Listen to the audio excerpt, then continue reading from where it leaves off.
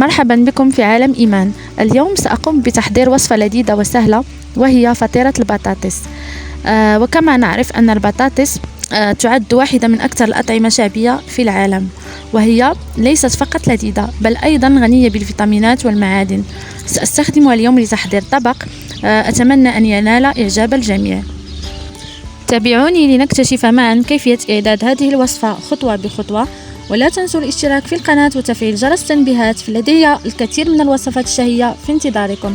لنبدأ الآن. نبدأ بسلق 4 حبات بطاطس، ثم ندعكها جيدا.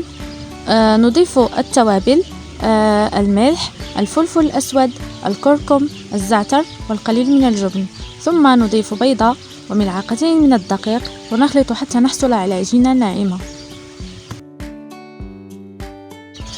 نأخذ صينية الفرن نغلفها بورق الزبدة، نلهنه بالزيت، ثم نضع الخليط ونقوم بتسويته على هذا الشكل. نترك الجوانب مرتفعة قليلا كما هو مبين في الفيديو. نترك البطاطس جانبا ونمر بتحضير الحشو. نحتاج في مكونات الحشو إلى حبة بصل مقطع، جزرة مبشورة، القليل من الدجاج المقطع، القليل من الملح، الفلفل الأسود، الكركم وتوابل الدجاج.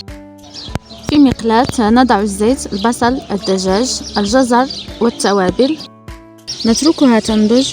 نترك الحشو ليبرد قليلا ثم نفرغه فوق عجينة البطاطس. نرش الجبن المبشور على الوجه، ثم ندخل الفطيرة إلى الفرن. نخبزها لمدة 10 دقائق في الرف العلوي، ثم ننزلها إلى الرف السفلي لبضع دقائق. هذا هو شكل الفطيرة النهائي. يمكن تقديمها ساخنة أو باردة مع تزيينها كما تفضلون.